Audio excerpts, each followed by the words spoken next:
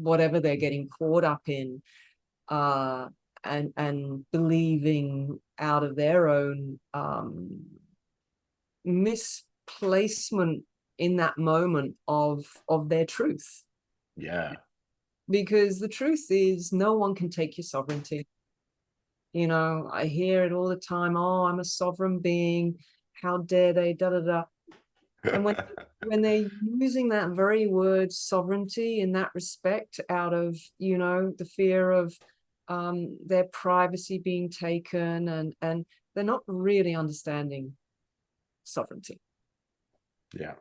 Because it can't be taken from you. It can't be manipulated by another. Mm-hmm. And so, in a nutshell, Asha, for me, it's about paying attention to where my centeredness is in any given moment. And if I'm out there on a seesaw, you know, feeling pushed and pulled from one camp to the other, Yes. then I'm not in here. I'm out there again. Yeah. And nothing that I create at that vibration is going to serve me. Mm-hmm. It's just going to feed more into the fear loop, more into the illusions than the delusions. And it's just going to create more of that energy. And so, you know, I use that purely as a barometer of, okay, where am I right now? And if I'm feeling polarized by the this or the that, then I know I've stepped outside of myself. Yes.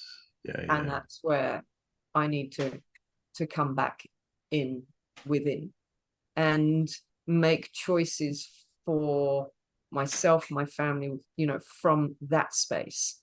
Mm-hmm. And, you know, trying to save the world from trying to save a world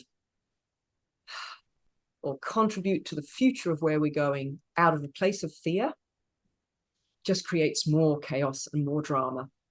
Yeah. And more destruction. Yeah.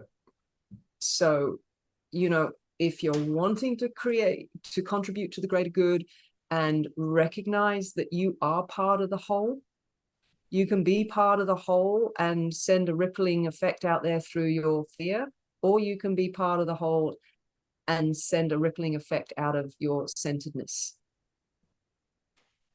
Awesome. You are always part of the whole. What you do to yourself, you do to the whole. What you project out onto the whole, you're projecting back onto yourself. So remembering that you are part of the whole, and therefore what you choose to do first and foremostly in your own housekeeping of yourself and your own environment that you do have an element of influence over. Yeah. Trying to influence what's happening outside of you from a consciousness of fear, you're just going to create more of that experience of fear on some level. You will manifest more of that energy on some level. So pay attention to what creates harmony and balance in your life. Pay attention to what brings you into a place of peace and stillness. Pay attention to those things. Do more of that. And you will be an anchor for yourself, and you will be an anchor for your family, and you will be an anchor for those that are lost, caught up in drama, stories, chaos. And they are the ones that are really needing a strong anchor, someone centered within themselves to bring them back into a deeper truth of who they are. Wow. That's so epic. That's super epic. I think that's exactly what everyone needs, Jo. More anchored people in the world, and more anchored